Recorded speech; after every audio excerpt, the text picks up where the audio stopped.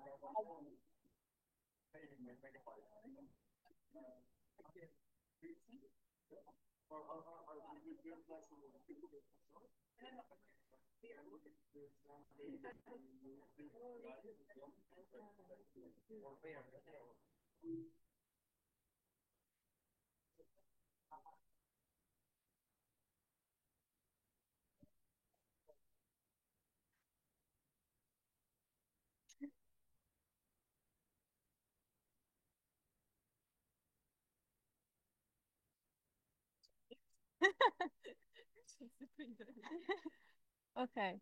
Okay. Okay, everybody, we are starting our morning session. So I would ask our speakers to our panelists to come up here on the stage. Yes. No, no, no.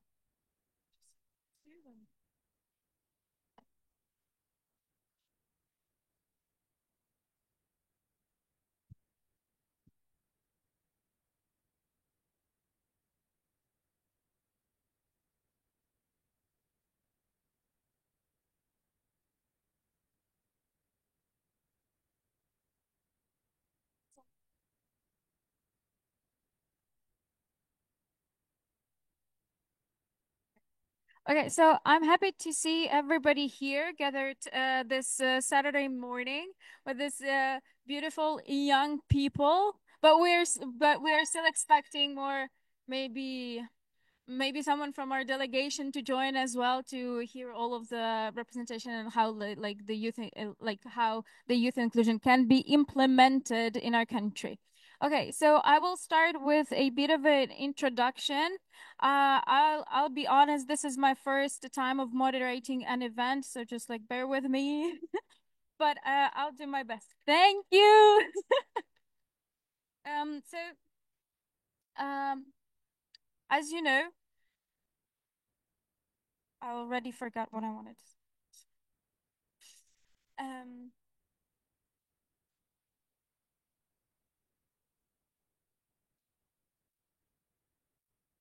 uh,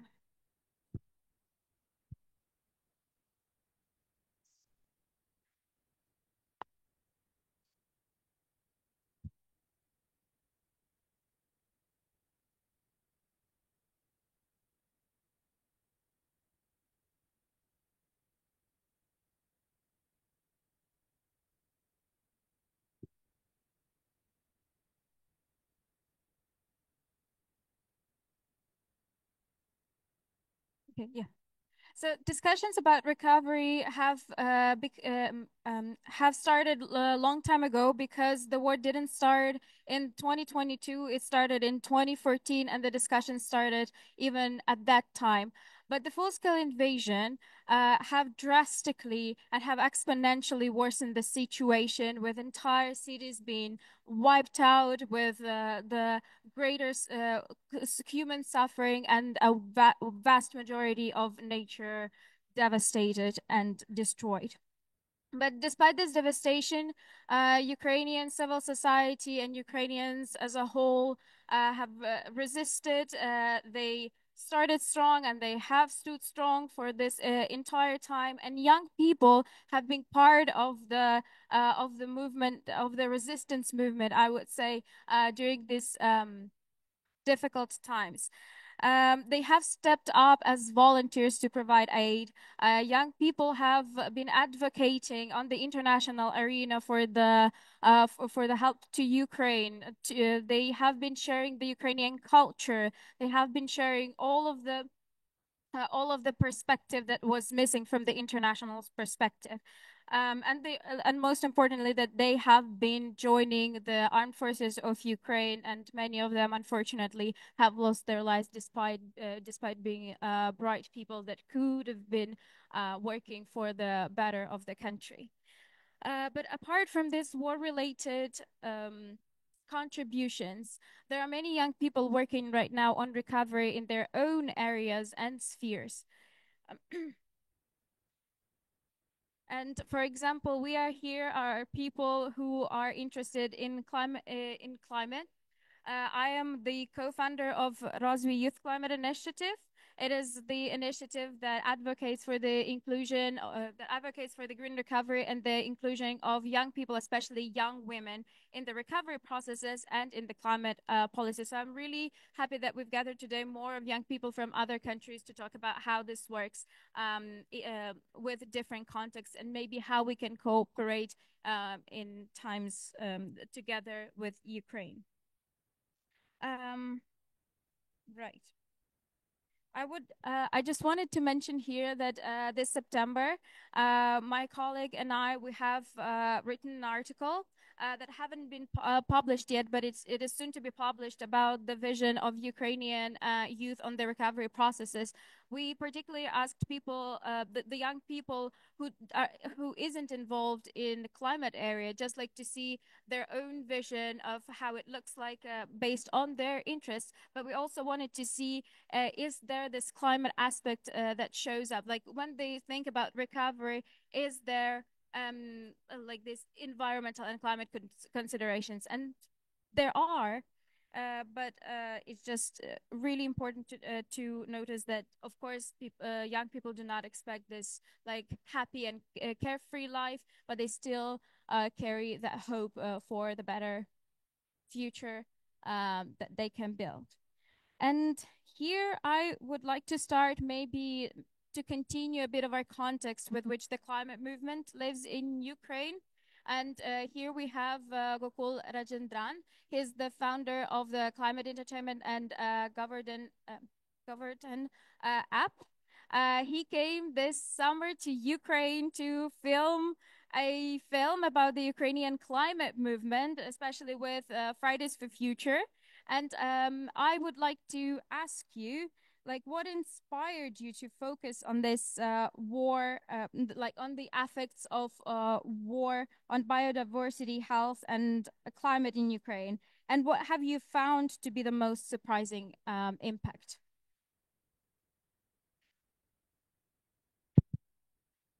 I think I'd like to play the movie thing I just sent to you. Maybe like, yeah, can you play that video? Okay, yeah, sure. At the time, yeah. So, it was like a journey I had to take from SB60 in Germany, where we were like trying to make it.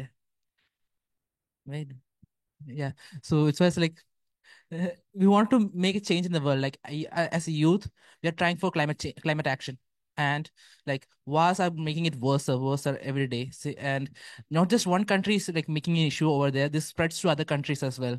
When people see this war, it'll spread across other countries. Then chaos happens. People take this as an example or something like which people can learn from. Or they use this kind of weapons against these people, like this kinds. This is an example set for other people to learn. So we as youth, we need to take action against war, to stop war. That was my main thing that I wanted to do. So that I took a Flixbus from Germany directly to Kiev, and yeah, did the movie thing. So more than that, I want to share this here.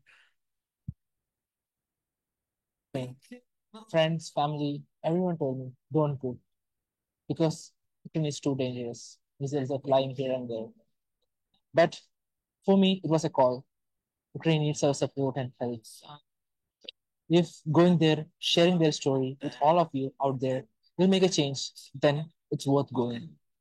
So I packed my bags, booked my visa, tickets, and everything, which was sorted by a lot of work I had to do. But the hardest part of all that was tell my parents that I'm going to train. After SB60, I had a call with my mom, and I was about to say her that I'm going to train, and she suddenly said this to me. One of your pictures suddenly fell actually that down was the biggest part to say, which was a sign that something really bad is going to happen. So I was really scared. I don't want to. I don't want to make my parents scared. And yeah, it was a call that I had to make all along. But the same thing that all of us has to do something to make a change. And yeah, I had to go. So there was only one choice left: to go forward, help Ukraine, because Ukraine needs our help. And this was the way, stand with Ukraine. So I just went with all that I had. It was around a 30 hours journey from Germany to Warsaw, from Warsaw to Ukraine, Kyiv. So let's go to Ukraine now and see what happens there. Entering a country at war, I set out to uncover the hidden impacts of this conflict, the devastating toll on biodiversity, on health, and on the lives of everyday people. As an Indian youth activist, I came to stand with Ukraine and to share their story with the world. Arriving in Ukraine was a mix of emotions, uncertainty, excitement, and honestly, a bit of fear. I came with the hope of making a difference, but I didn't fully understand what it would mean to be here. Standing here now, looking out over Kiev, I feel that purpose more deeply, to stand with the people here, to witness their resilience and to share their stories. But reality set in faster than I expected. That very first night, an air alarm sounded, jolting me into the reality of life in a conflict zone. The electricity went out, the lifts stopped, and there was no water. That was the really scariest. I had to run down flights of emergency stairs from the top floor, feeling my way into darkness. The alarm echoed through the stairwell, making every step more urgent. It was my very first glimpse of what people here endure daily. Thankfully, the alarm didn't last long. My friend Ihor helped me through those first anxious moments, guiding me to a safer place and giving me the sense of calm amidst the chaos. I learned quickly how resilient the people here are. As the days passed, I adopted. Metro station and the basement became safe zones, and the alarm became a familiar reminder of the reality Ukrainians face every day. The air alarm is done. We have to like go outside to the metro station, like metro back, like stays back upstairs to see the top. And also it's like 120 meters down into the metro station, and this is used as one of the places to hide when there's an air alarm. The next day morning, I called my parents. They were still worried, uncomfortable with me being here. But I knew this journey mattered. That's when Ihor, my friend from Fridays for Future, came and invited me to see firsthand the toll of this war is taking on Ukraine's biodiversity. I agreed eagerly to learn what the people here are fighting so hard to protect. My name is Yosemite. I'm climate activist for Graduate Teacher Ukraine, and now we're in the center of Kyiv. As you see, these vehicles from the war, it's Russian vehicles, it's civilian cars, as you see, which destroyed in different regions of Ukraine during this war. And this war was financed by money from fossil fuels, a fight against climate crisis. And if you don't want to your country looks like this, please fight against climate crisis. Hearing Iho's words made the reality feel even heavier. With this in mind, we left the city, centered and headed to the forests and natural areas under threat. We are in Vitachev, a village near the Dnieper River in Ukraine. It's a place to symbolize the beauty of Ukrainian nation. Ukraine occupies less than 6% of European land area, but before the war, 35% of Europe's biodiversity could be found in Ukraine. More than 70,000 species of animals and plants, including rare or endemic, lived in Ukraine. Ukraine is one of the main corridors for migratory species traveling from different parts of our planet. Because of Russian invasion, all this richness is under threat. As we walked through these areas, I could feel the weight of Iho's messages, the urgency of protecting this ecosystem, and the impact that the war has on both nature and humanity. Later, I met another friend of mine, Mr. Oleg. He took me to an old children's park that now feels like a memory of what it was once. The place, once filled with laughter, is now marked with trenches, weapons, and mind. But children still come here, and the people like Ihor risk their life clearing the debris and marking the dangerous areas. We stand here in a forest on the outskirts of Kyiv. In the early days of the full-scale war, Russians used this forest to shell Kyiv. Even now, 2 years after the Ukrainian army forced Russians to flee, this forest still bears the scars of the war.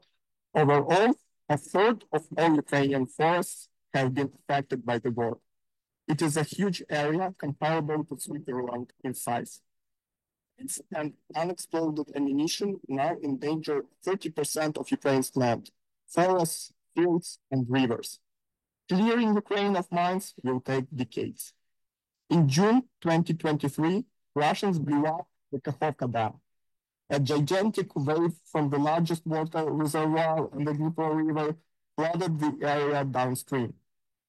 A Russian-made flooding killed thousands of wild animals and polluted the Black Sea, shared by 6 European and Asian nations. It was an egregious violation of international law and is considered an act of ecocide, the mass killing of all living things. It is crucial to record the environmental damage, collect evidence of war crimes, and bring Russia to justice, so that no other aggressor country in the world would ever repeat such atrocities against nature in the future. Walking through the fields of Ukraine, I couldn't help but think about the impact of this destruction has beyond Ukraine's borders. Ukraine has been one of the world's major food producers. Its grain and the oil exports feeding nations across Europe, Asia, and Africa. All of this is in danger. The farmlands, the stories, the lives of those who depend on Ukraine's harvest. It's all at risk, caught in the crossfires of conflicts. The fields of Ukraine, one of the major producers of food for the major part of Europe and also for Asian Pacific, mostly sent to Pakistan and other countries. Grain and oil from Ukraine feed 400 million people in Africa and Asia. Russia is burning fields, greenhouses, and attack ships delivering food from Ukraine to the countries in need. All of this is in danger. We headed back to the city with Mr. Oleg giving us a ride. The road felt heavy, almost as if the weight of everything I would seen was sitting with me, quiet yet intense. Once back in the heart of Kiev, I took time to explore places like Independence Square, a site that now feels like a memorial. Flags and photographs stand there, People once gathered to celebrate and protest. Now it's a place marked by loss. The flags fluttered in the wind, each one a silent tribute to a life lost. I could Okay. Thank you so much for the film. I actually wanted to ask Oleg for a comment, but maybe you have any last comments about the film. Maybe you were just rewatching it right now, and maybe you remembered something special from that, like from your communication with Ihor, who is from the Fridays for Future Ukraine, something that that now you remember, that now you will remember for a long time. the moments of scariness, the first days of being at Kiev, entering Kiev and leaving Kiev. That was that was the biggest thing I'll never forget in my lifetime because it was so scary. And Iho was there whole time. He was like guiding me through everything. I didn't know in language, Ukrainian language, so I was like completely lost. Without Ihor, this cannot be done. So Ihor actually made this happen, and also our superstar, Mr. Oleg, he actually helped us a lot to make this happen. Even taking us to different locations as well. You can see here. So it's because of him as well this happened. So thank you so much, Oleg, and thanks so much, Ihor, when you watch this because he couldn't come here because of the war, and that's a very sad thing. I hope next COP he will be here Thank after you. the victory. Thank you. Thank you so much. Yeah, when the full-scale invasion started, I was also part of the Fridays for Future movement, Ukraine. And unfortunately, the full-scale invasion made the survival a number one priority for many Ukrainians. The climate movement in Ukraine has kind of weakened, but there are still dedicated people who work on this issue, who see this as as also a matter of security. And now, when we will proceed to talk about the climate, like youth climate leadership in Ukraine, I would like to mention some of the projects that have been done in the past 2 years, because it was really important for us as the Ukrainian climate movement, to get solidarity from the international community, especially uh,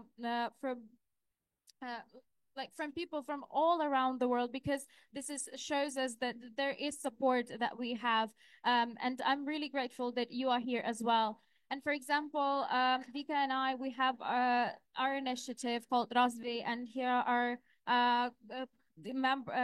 our beautiful members. And for example, this last year we organized Arco Ukraine with like Arco Eastern Europe with a specific aim to work together as a region to collaborate more, because for us it's a matter of like uniting our forces and working together. And this year we organized a climate camp, Eastern European climate camp in Ukraine, where we focused more on like this decolonial aspect of our region, what it means if there's this war of this scale, if this Russian aggression of this scale, maybe we can unite as the movement together. But apart from this international work, we also want to restore the climate movement that have been lost, but with a specific emphasis on the community of young women being part of the decision-making process and the recovery process and in the climate policy. But I'm really glad that last year there were not only us from the youth at COP, there were also representatives of the youth advisory body from UNICEF, and they have been very active throughout the year, and they organized the youth advisory board of UNICEF organized the first Alpoi Ukraine this year, and it was a huge success. So I would like to give a word to Vlad Levchuk, who's unfortunately not with us right now, but he has recorded a video. He will be joining us at COP on Monday, but he will talk more about the obstacles to climate education in Ukraine and what projects exist already to tackle this. Good morning, everyone. It is the great pleasure to speak before you. I'm truly happy to see all of you there. united by the shared goal and a shared vision. My name is Vlad. I am 19 years old and a third-year law student at Kyiv Mohil Academy in Ukraine. COP29 is my second conference of the parties. Last year, I first appeared there in Dubai as the youth advisor of UNICEF Ukraine. And to be honest, I was truly overwhelmed, not only by the amount of people eager to solve the global issues of the climate change, but also by the art of discussing one single comma in the draft text for hours.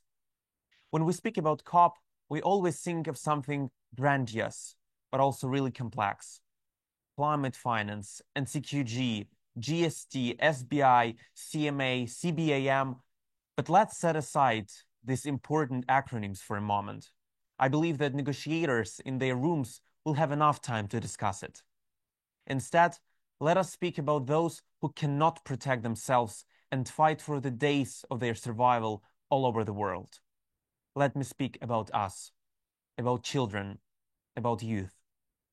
It is not a secret that we, children and adolescents, are more vulnerable to climate and environmental shocks than adults, for several reasons. UNICEF's 2021 Children's Climate Risk Index report found that 1 billion children are at extremely high risks of the impacts of the climate crisis. But let's be honest, it is not just about statistics or reports, it's about real lives. Lives of those who are suffering from famine because of droughts in Africa or because of Russia destroying Ukrainian fields and grain. The lives of those forced to flee their homes, whether because their land is sinking underwater or because a missile has destroyed everything they know. It is about young people who should be dreaming about their future and not wondering if they will have one. Wars, along with their devastating impacts on the environment, have made our vulnerability impossible to ignore.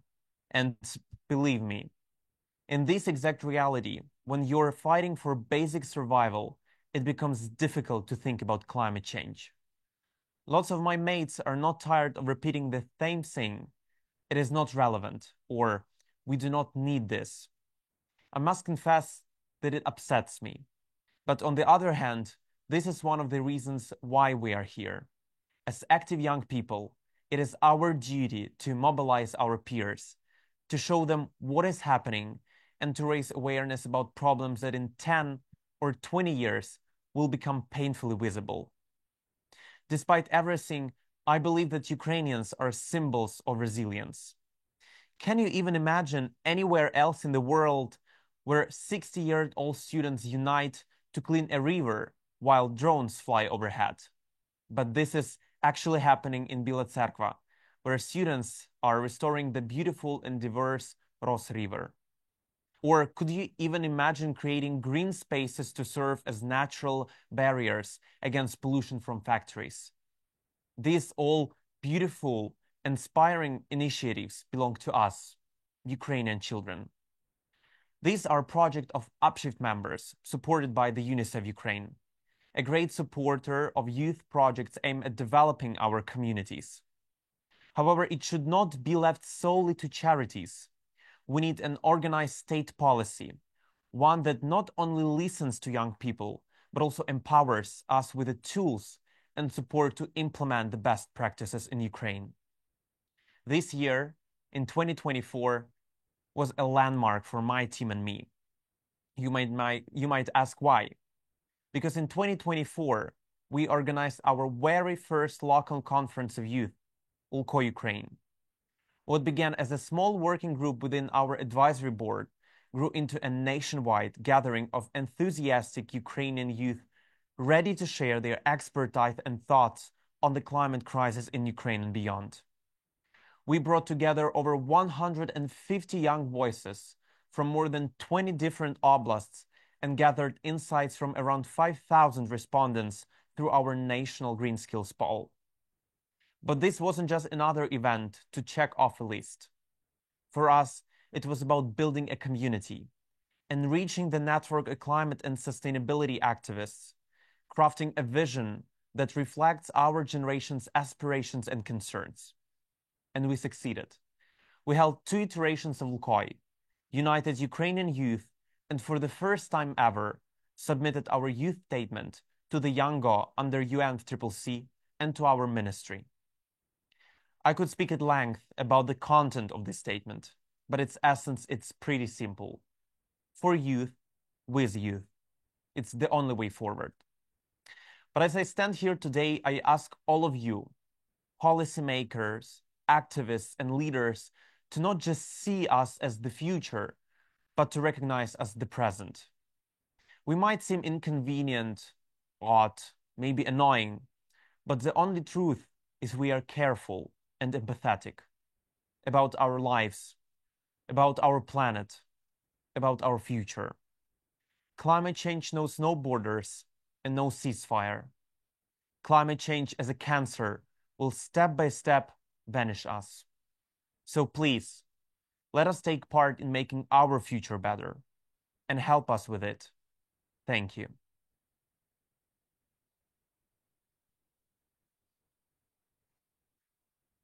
That was a wonderful video by Vladislav Levchuk from Youth Advisory Board of UNICEF Ukraine.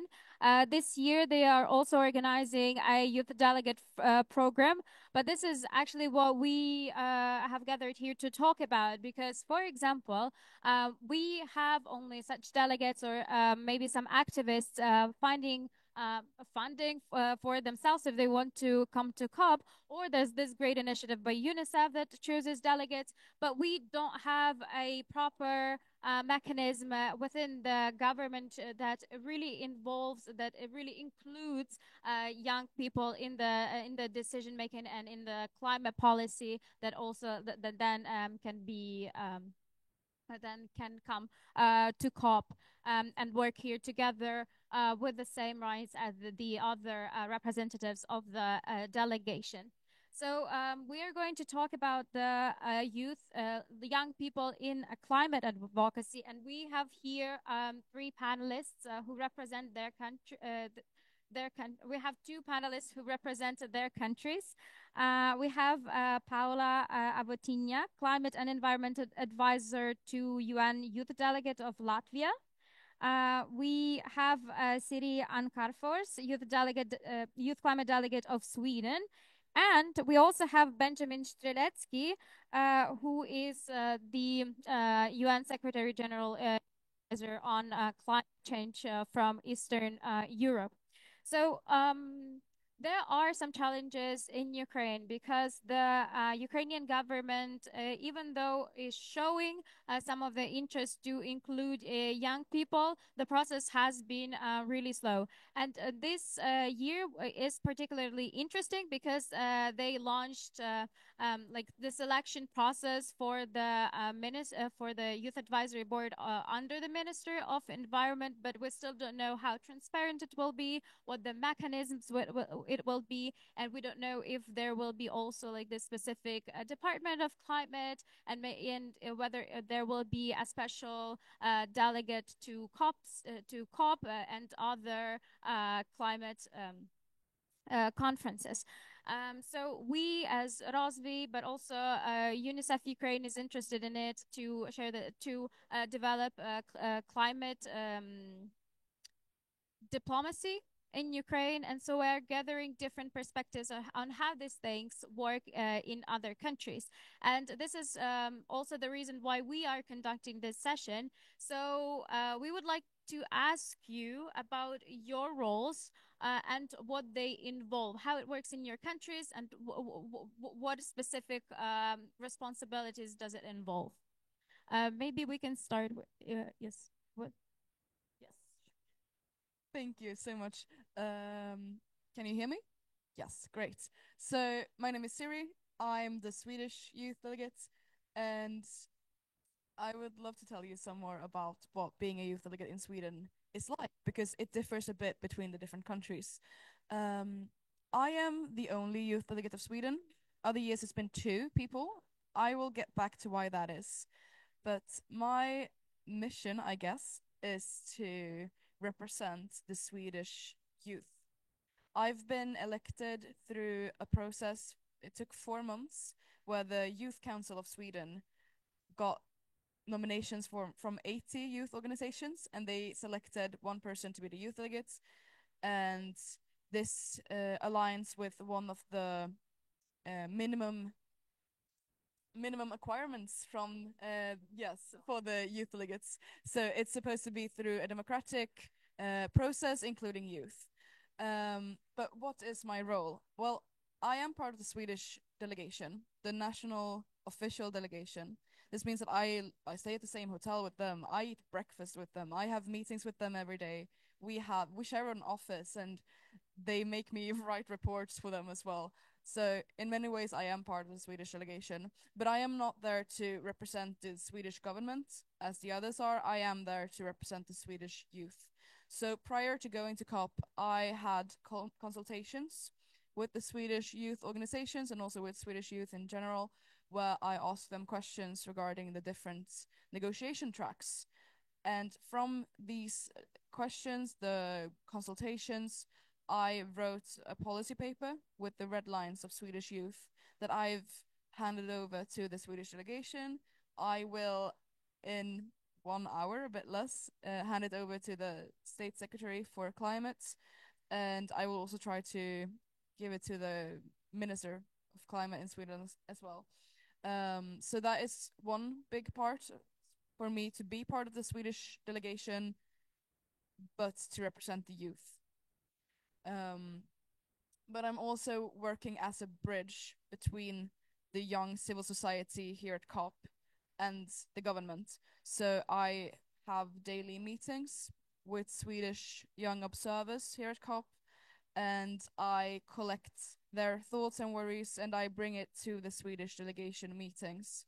And I'm also organizing meetings between the negotiators and the Swedish youth, where they can ask their questions directly to Swedish negotiators, which would be much more difficult to organize without having a person to go between. So that is much what I do. And this Swedish youth program, it has been going for over 10 years, I think, where we've had at most times 2 youth delegates doing this work. But sadly, this year, the Swedish government decided to cut the finances for this program and for other youth delegate programs as well, to other UN meetings. So this means that when I got selected to be the youth delegate, I also got the news that there would be no finance. Which I think sends a really strong message that the Swedish government does not care about the youth representatives, the youth representation, and the youth voice, or that maybe they feel threatened by it. But I did find ways to come here either way. I do sit here. So the reason why I'm here now is because I got the financial support from the Swedish youth organizations, mostly from the Scouts of Sweden, actually. And I am very happy about that. And the Swedish delegation multiple times stated that they are very happy that I am here and that they still view me as a part of the Swedish delegation. But we do have some challenges ahead, and I am trying to spread the word that the Swedish government is working against this youth representation. So we've got some challenges, but I am here, and I am going to speak to the State Secretary in 45 minutes.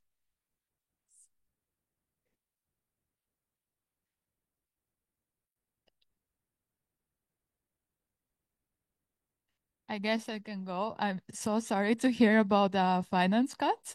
I didn't know that it was that brutal, I have to say. But yeah, hi, I'm Paula. I'm the Climate and Environment Advisor to the UN Youth Delegate of Latvia. And we have a little bit different system how we work. We don't have multiple delegates. We have one working for the UN and representing the youth in the UN, but not working for the UN. And this is the person that also attends UNGA in New York in September. Then the next structure that we have in our team, we have a coordinator that deals with administrative stuff, and then we have advisors for education. So SDG 4, for gender equality, SDG 5, climate 1. I'm also the only one. Well, the rest of the advisors have 2. mainly because of not interested in the climate topics, but I will get to that during the obstacles part. And also for the peace and security, so SDG 16. We work under the Ministry of Foreign Affairs, but I am more linked to the Ministry of Climate and Energy. That is very new ministry in Latvia as well. It works only 2 years. So there's a lot of cooperation now going on, how to understand how we can work.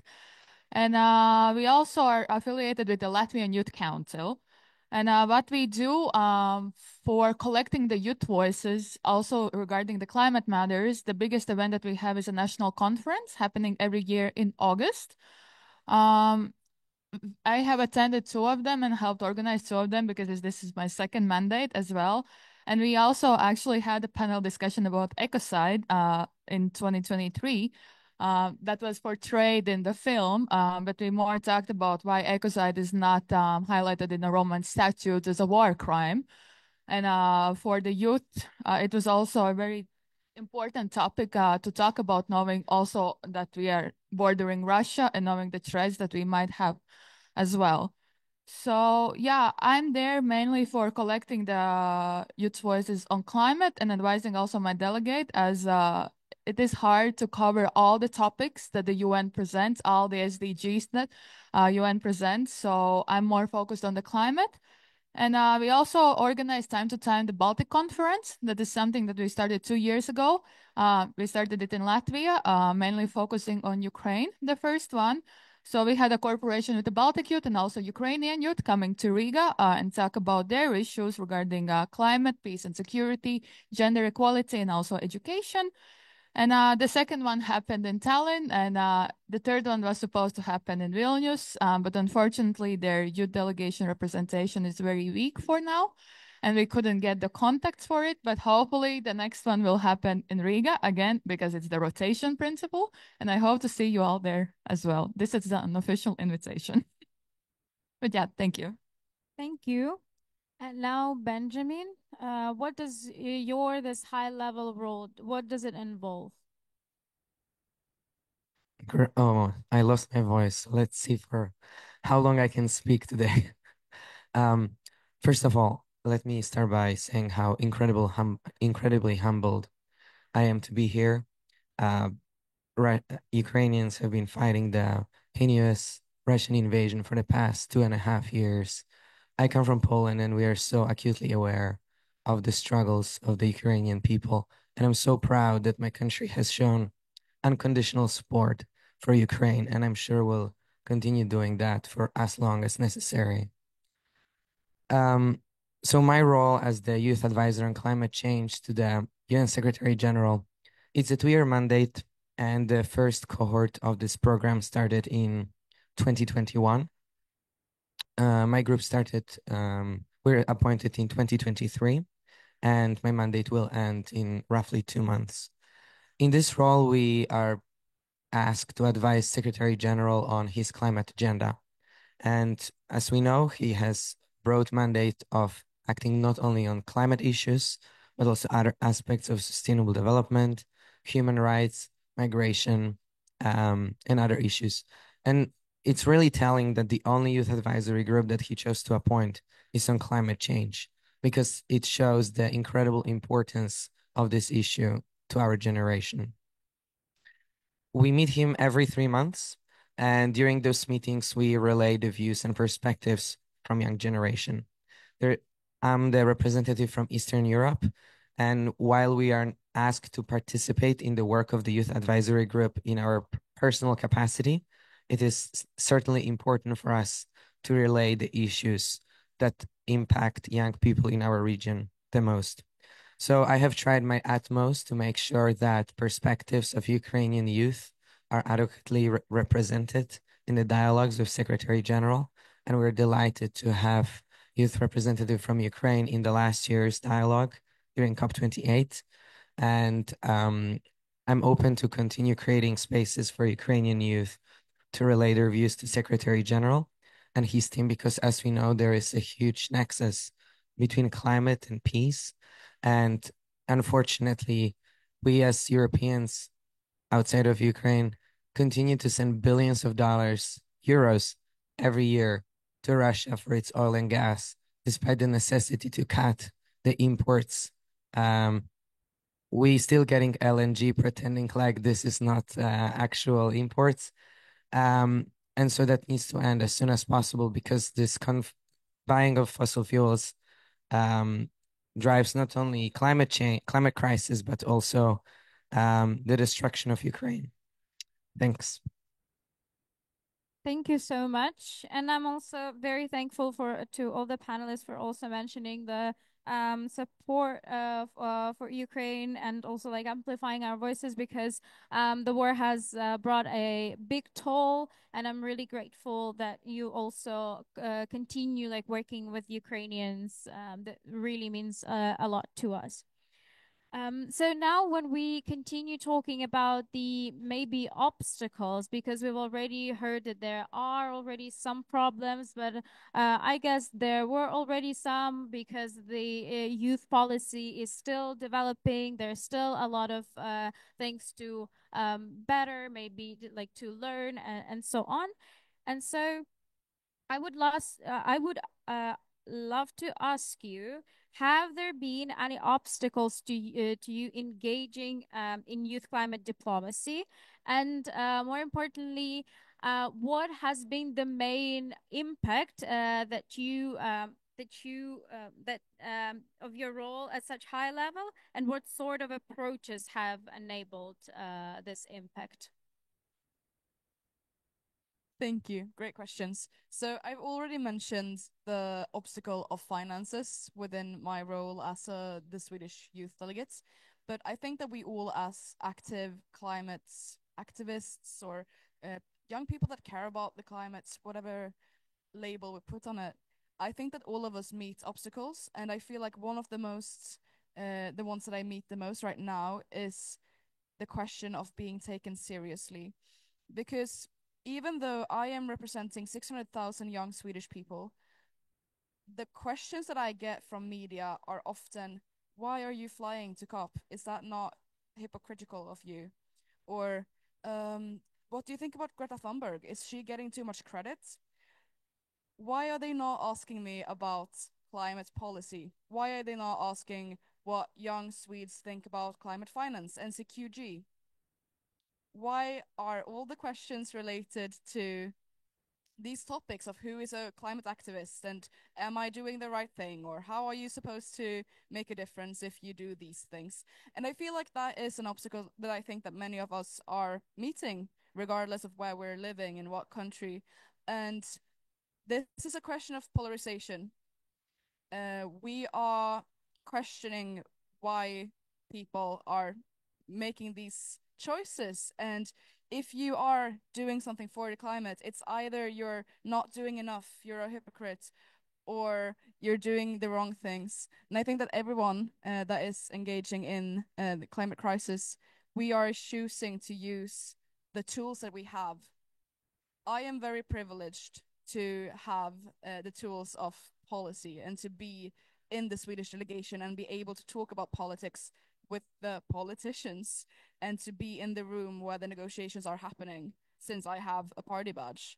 But then I get questions regarding other young people, people that are doing more traditionally activist actions, and I get questions whether I support that, if that's not problematic somehow. And this is once again a question of polarization, where we're trying to create us against them, people that care about climate against people that don't really, and people in the rooms, the negotiation rooms, against the young people that has not got the voice to say anything, and that just picks up the tool that they do have. And yes, I think that's an obstacle that we all face at points. And I got very inspired by the video that we just got to see regarding young people and the things that they do because they care, the things that we do because we care. And I would say that is one of the biggest obstacles, to be respected as a young person and to have our policy and politics and our ideas of them being taken into consideration, rather than just being asked questions regarding why we fly or if Greta Thunberg is getting too much credit. So I think that's an obstacle in general, and I think that maybe we can all relate to being questioned as youth. Thank you.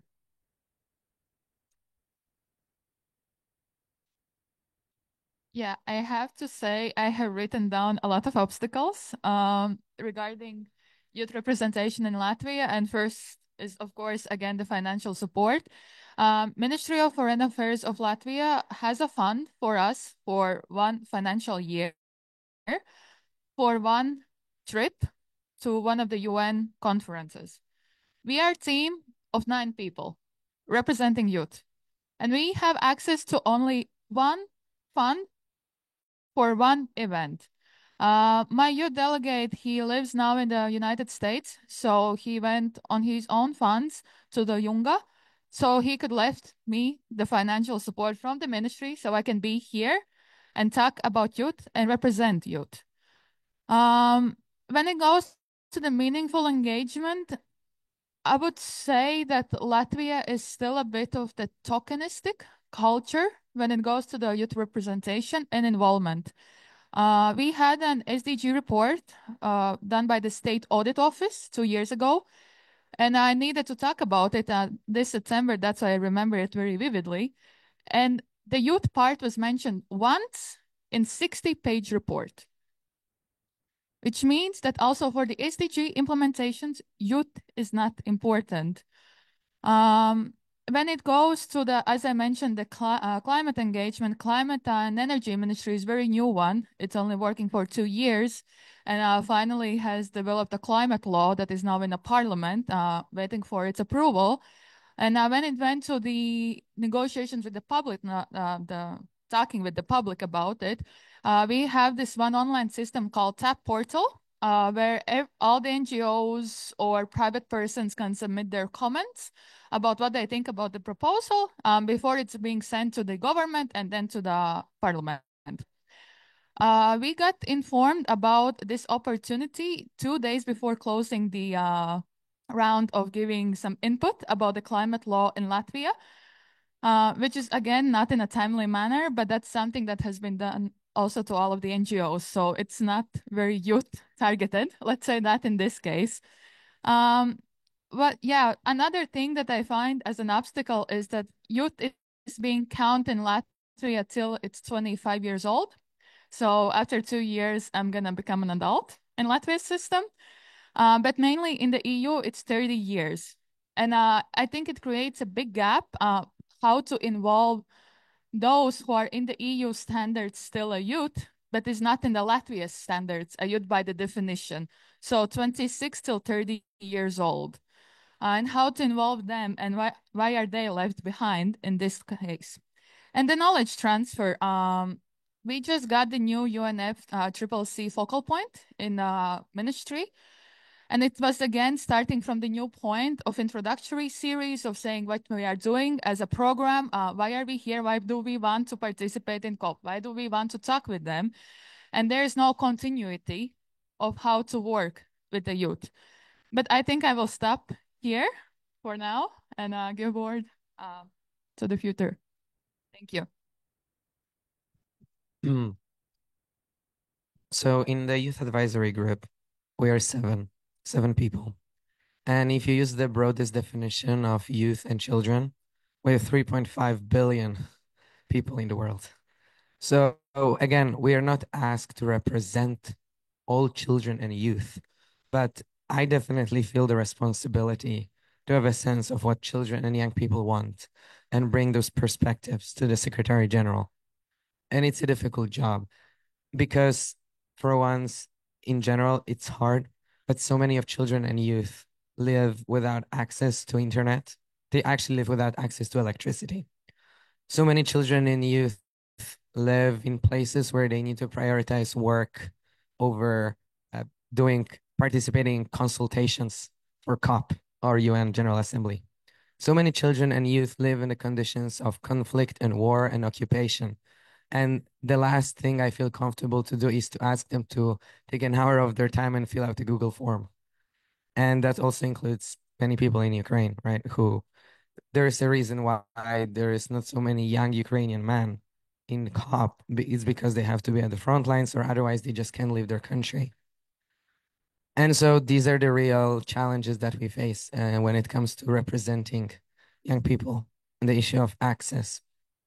And this is where everything starts, because if we can't really engage with people that we are supposed to speak on their behalf, then how our voices really do justice to what's happening in the world.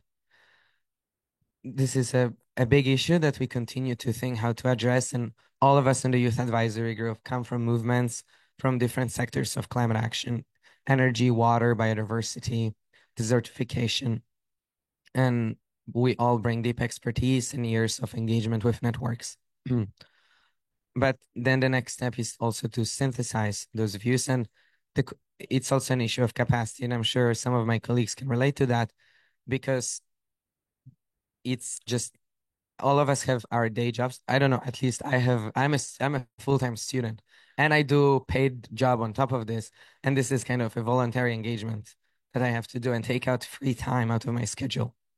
So it's difficult to expect from us to really provide robust, frequent updates to the agencies or governments or organizations that we work with, because you can't really do it you can't produce good quality outputs as kind of side hustle. Thank you so much. I think everything that has been mentioned is really relevant to what has been going on in Ukraine, like lack of funding, with this not being taken serious, and other issues. But I would also want to ask you maybe about best practices, because when we talk about the impact that you were able to make, what was that impact, and maybe what practices have helped to ensure that? Is there any case?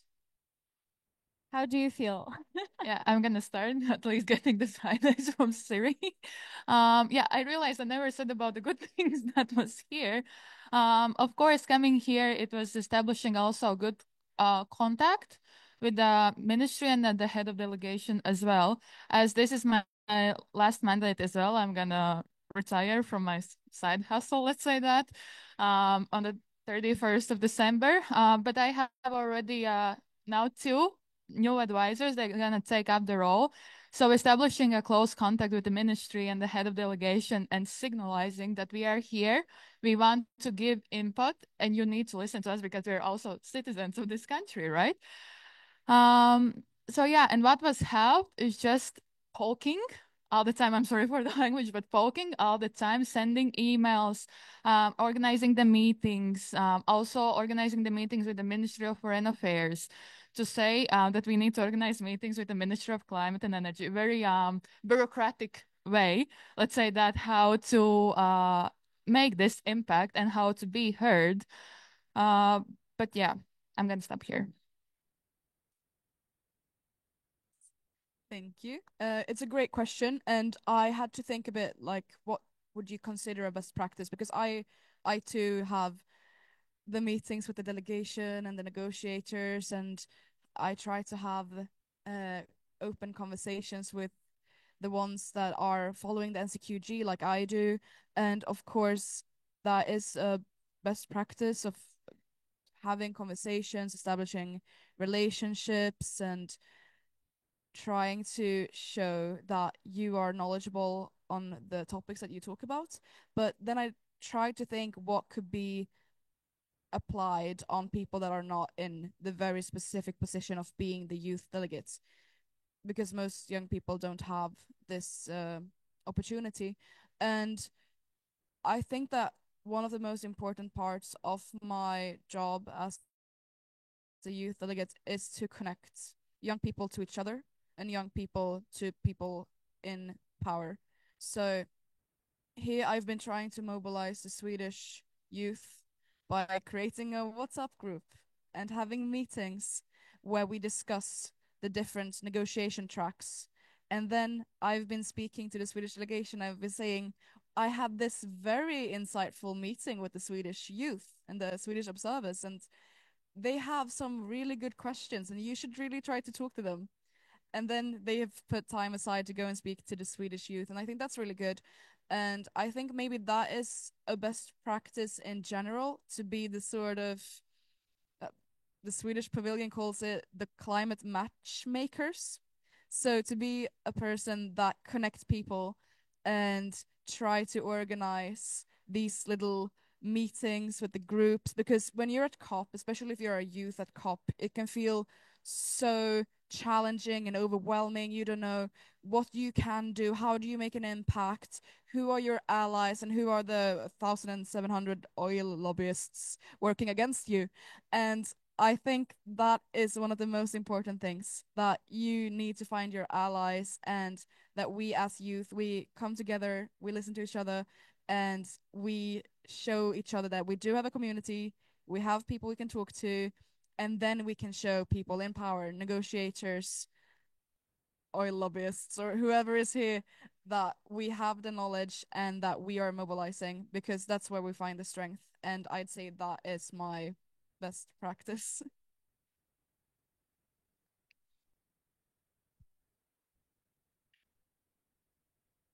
From my experience of working with the Secretary General, a very important best practice is understanding what is exactly the mandate of the person or entity that you're working with.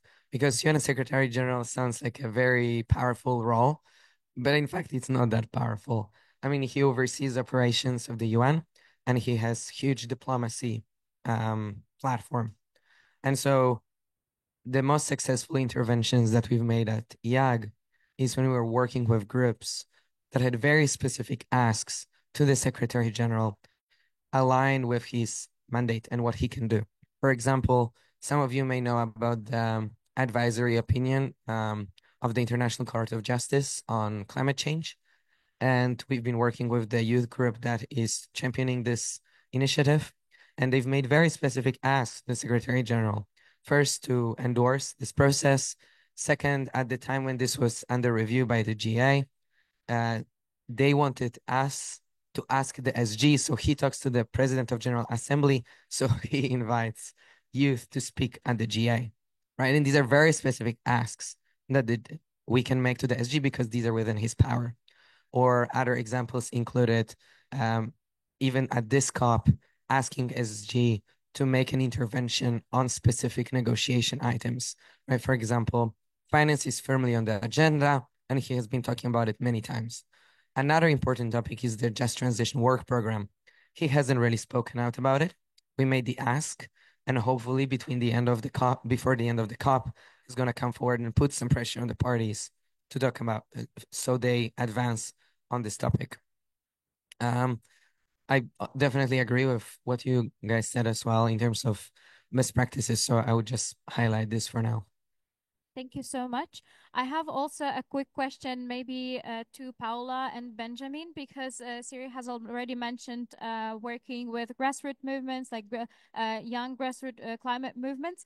Also, I wanted to know from you, how do you ensure that you also include people from maybe local communities, or that you are in constant contact with people? Like, how do you know that you speak on like behalf of these people? How do you represent their perspectives as well? So yeah, thank you for the question. As I said, we are part of the Latvian Youth Council as well. So we also try, sometimes it's not successful, but we try to consult other youth organizations that are part either as a member organization or the potential member organizations, as they are two, the associate members, that was the correct word, the associate members.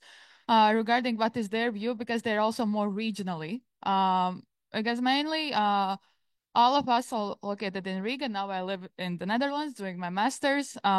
So it is very hard to also reach the regional route outside of Riga. So this is one practice. Another, the biggest event that I already said, was the national conference, where we also get funds to reimburse tickets or the regional youth to come to Riga to meet other youth to talk about the topics that is important and also to teach them something new, because one of the other obstacles that I forgot to mention is about the lack of climate education in general in Latvia. And speaking with the youth, this is something that they highlight already for the second year in a row as I'm in my mandate. And after asking, what are you learning about climate? What is happening in the schools? I haven't been there since 2020, you know.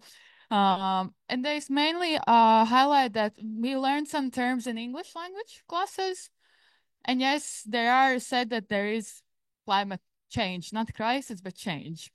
And that's all. So mainly something that motivates also for them to come to the events. That's why also we're focusing on events and workshops through the non-formal education to educate also about the climate. They come to learn something new, and then they are also more ready to give inputs, because it's very hard to give inputs about something you don't know. So this is how we try to reach the national conference, is the peak event, and then through the online discussions or some smaller events as well. Thank you. As I said earlier, as the Youth Advisory Group, we are not asked to, or we don't have the mandate to represent global youth, regional youth, national youth. We're members of the Youth Advisory Group in our individual capacity. Having that said, each of us, of course, care about making sure that our positions represent what the youth movement stands for and advocates for. So all of us come from youth movements and youth constituencies, as I said, not only climate, as in Yango, but also other aspects of climate and environmental issues, biodiversity, energy, water, food, oceans, and so on. And we continue to not only, we are making sure that our voices represent the broader youth, not only by staying continuously in touch with them, but also creating platforms for youth, in particularly the marginalized youth, to speak directly to the Secretary General and to his team. Last year and this year, we've hosted a dialogue with the Secretary General. It was on Wednesday. We're very happy to have 7 youth speakers, 30 youth participants. Among the 7 speakers, we had 4 indigenous youth, 1 Palestinian, and 2 other youth from other regions. And last year we hosted 3 regional dialogues with Assistant Secretary General Selwyn Hart from Latin America, Africa, and Europe. And if everything goes well, next week we'll have dialogues for Latin America and SEEDS, South Asia and East Asia, and then Central Asia and Eastern Europe. So we'll keep you posted about that. Thank you so much. I wanted to mention a little bit from Razvi, because we are also working on youth climate diplomacy, but it is actually UNICEF that is trying to champion it. And I think this could be a really great collaboration, because one of our projects for the next year, and it is actually the biggest project, is to establish the network of local youth councils under local in local communities for green recovery. So this is basically working at this grassroots level, at this local level with young people directly there. And since we have already been partnering with UNICEF, and they continue their working with the youth delegate, we are thinking of the ways how we can connect these 2 programs together. So again, the delegates have constant reach to people, to the vision of young people in this local Ramadas, which are local communities, as well as with the new youth council of the Ministry of environmental protection, because again, we still don't know what mechanism there will be and how the young people from different regions will be represented. So it is also this potential of collaboration between this youth council and the network of young councils for youth councils for green recovery. Okay, thank you so much. I think this will be our last question, because the main topic of this COP is climate finance. maybe you can give a bit of your opinion how like what role can climate finance play out in youth inclusion, in youth engagement, in supporting youth representation here, and maybe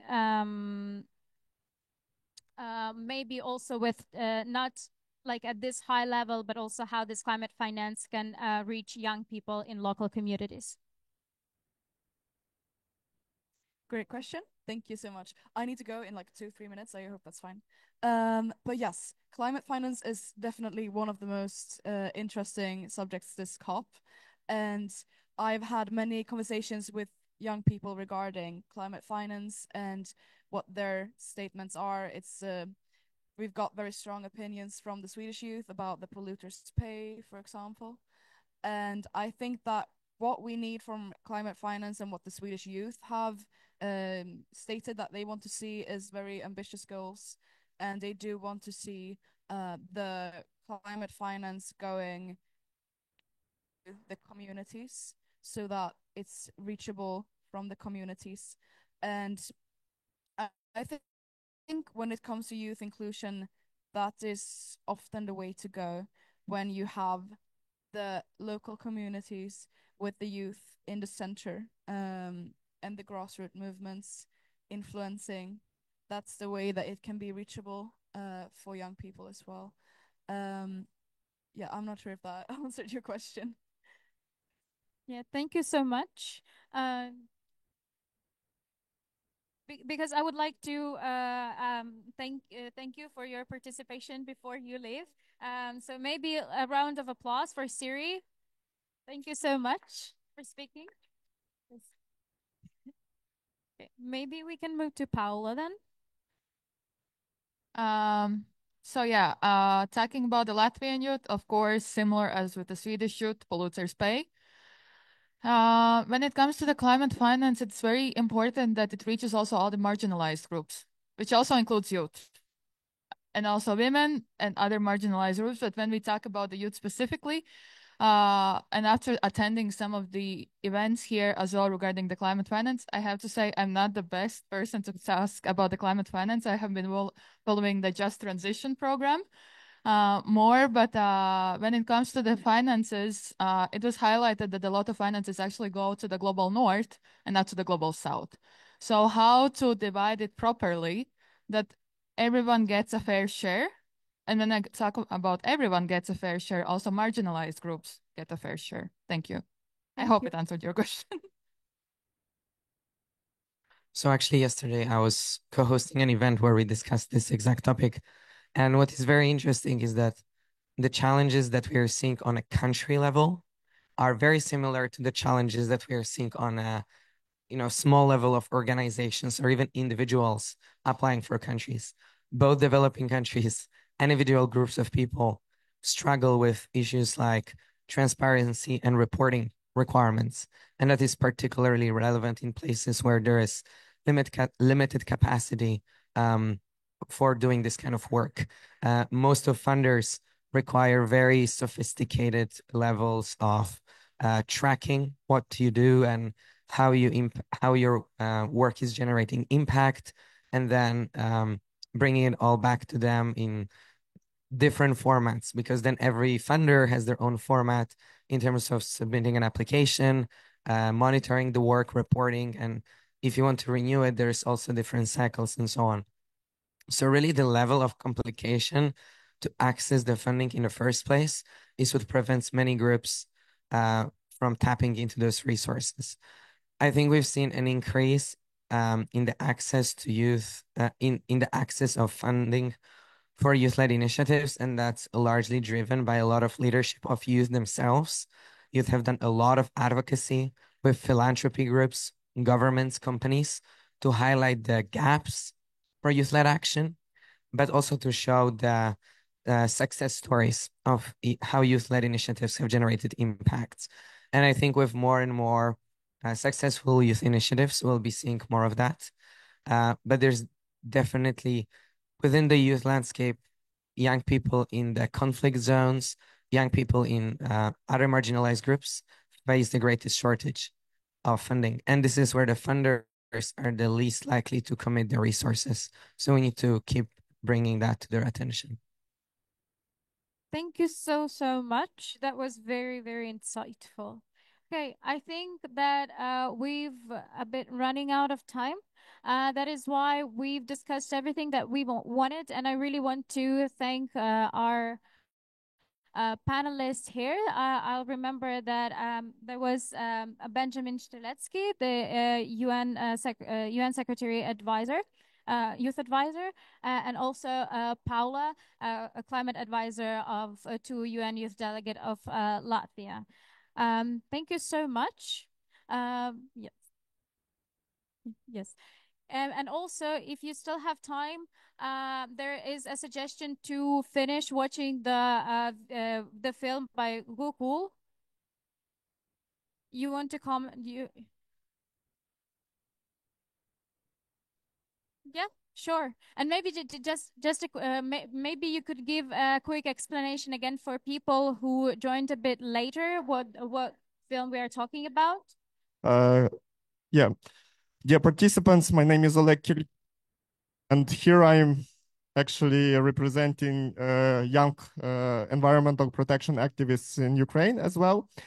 So we started this panel discussion with the public presentation of the movie that one of our panel participants, Gokul Rajendran from India, he came to Ukraine for 2 weeks and he shot a movie about the environmental impact of Russia's war of aggression on Ukraine and the climate change impact of this war on climate. And as our panelists already mentioned, there are few opportunities for climate activists from Ukraine to attend COPs in person because it's too expensive, there is no funding, and for example, for male activists from Ukraine, it's prohibited leaving the country because of martial law.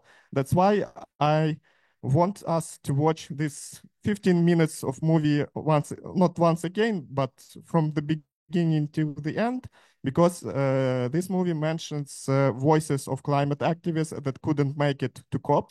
So I suggest starting from the beginning. It's just 15 minutes, but this movie conveys a very powerful and correct, right messages that we wanted to present here at COP. Thank you. Before we start, I would just like to ask you to wait a little bit. We will take a quick picture with the panelists, and then we will proceed with the film.